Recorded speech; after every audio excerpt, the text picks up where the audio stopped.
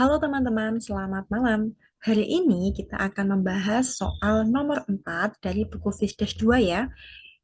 Di sini ada soal, tentukan besar dan arah medan listrik di titik P yang disebabkan oleh muatan Q1 yang berada di titik sekian dan muatan Q2 yang berada di titik sekian. Kalau kita tulis, berarti yang diketahui apa aja? Di situ yang diketahui ada koordinat P ya, atau kita tulis RP gitu ya. RP sebesar 3,5,2 meter. Kemudian di situ ada Q1 sama dengan 5 milikolom atau sama aja dengan 5 dikali 10 pangkat min 3 kolom.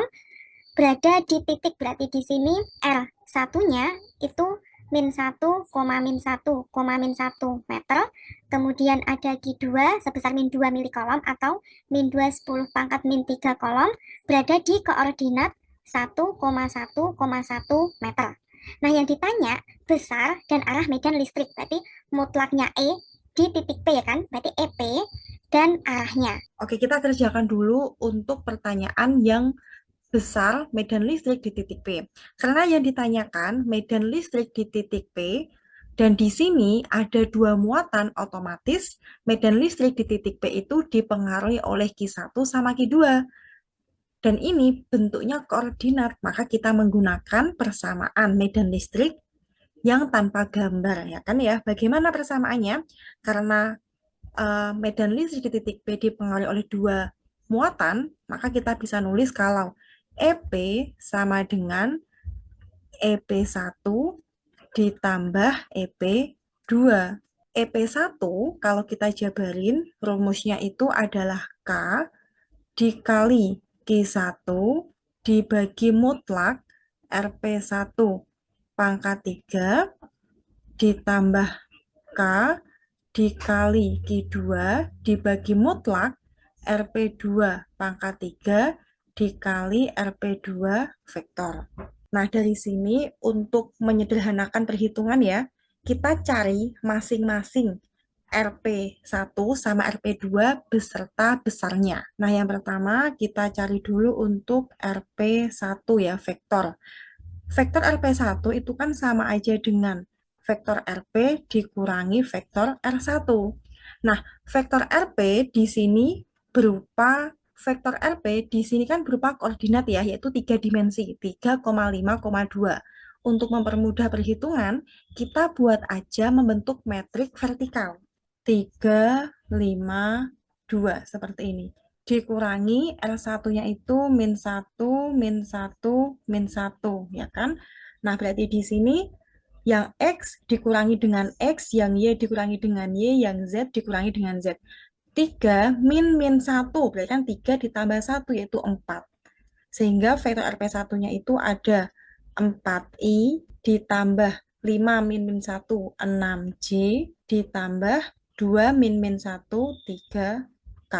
Nah, kemudian mutlak RP1-nya tinggal diakarkan aja.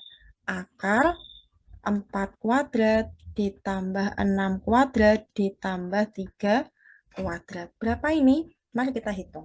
Ternyata hasil dari akar 4 kuadrat plus 6 kuadrat plus 3 kuadrat itu adalah 7,8 ya. 7,8 meter. Nah, kemudian untuk yang RP2 dengan cara yang sama ya, sama dengan RP dikurangi R2, kita bentuk metrik ke arah bawah. Di situ ada 352 dikurangi 111, maka menjadi 3 dikurangi 1 itu 2I, 5 dikurangi 1 itu plus 4J, 2 dikurangi 1 itu 1, berarti plus K. Nah, sekarang tinggal mutlaknya RP2 sama dengan akar 2 kuadrat ditambah 4 kuadrat ditambah 1 kuadrat. Berapa ini? Hasilnya 4,6 meter. Nah, karena kita sudah mencari masing-masing vektor RP1 sama RP2 beserta besarnya, kita bisa langsung masukin ke persamaan apa aja yang sudah diketahui di soal. Nah, di sini kita tulis EP sama dengan K-nya 9 dikali 10 pangkat 9, kemudian Q1-nya 5 10 pangkat min 3, dikali Rp1 di situ 4I ditambah 6J ditambah 3K dibagi 7,8 pangkat 3 ditambah 9, 10 pangkat 9. Q2-nya ingat-ingat ya, karena di sini kita menggunakan konsep yang tanpa gambar, maka jenis muatan masuk ke dalam perhitungan.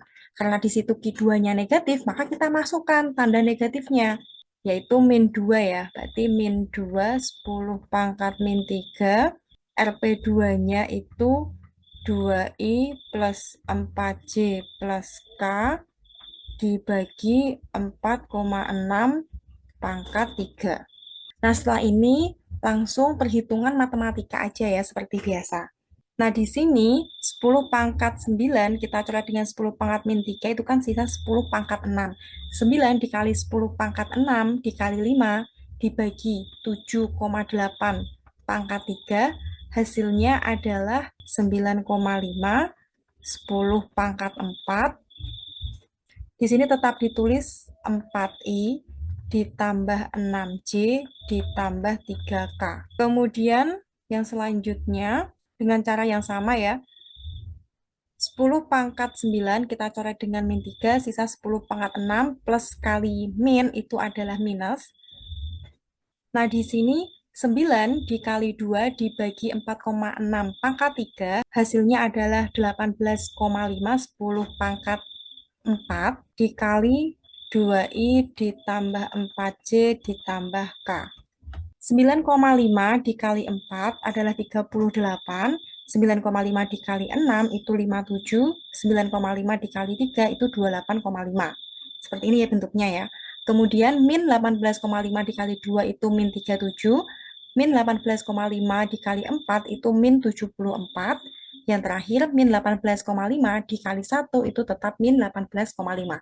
Nah, dari sini kita jumlahkan yang sesuai dengan arahnya ya. Misalkan I kita jumlahkan dengan I, seperti itu ya. Berarti di situ 38 dikali 10 pangkat 4 dikurangi 37 dikali 10 pangkat 4 adalah 10 pangkat 4I. Dan 57 dikurangi 74, min 17 10 pangkat 4J, 28,5 dikurangi 18 itu plus 10 10 pangkat 4K. Newton per kolom ya. Ini adalah vektor medan listrik di P. Yang ditanya adalah besarnya. Maka kalau ditanya besar, kita bisa menuliskan Mutlak EP sama dengan akar EPX kuadrat ditambah EPY kuadrat ditambah EPZ kuadrat. Nah, tadi kita punya nih vektor EP-nya itu adalah 10 pangkat 4I min 17 10 pangkat 4J ditambah 10 10 pangkat 4K. Seperti ini kan ya? Nah, dari sini mana sih yang EPX, EPY sama EPZ? EPX itu adalah 10 pangkat 4. Kemudian 17 dikali 10 pangkat 4 itu EPY dan 10 dikali 10 pangkat 4 itu EPZ. Nah, sekarang bisa kita masukkan ke besar medan listrik menjadi akar 10 pangkat 4 kuadrat ditambah min 17 10 pangkat 4 kuadrat ditambah 10 pangkat 5 itu ya, sama aja ya. Nanti ketemu nih hasilnya sekian Newton per kolom. Nah, ini adalah besar medan listrik. Kemudian bagaimana dengan arah medan listrik? Arah EP bagaimana? Karena 3 dimensi, maka mencari arah kita pakai cos. Rumusnya apa aja? Yang pertama kita pakai cos alfa sama dengan EPX dibagi mutlaknya EP.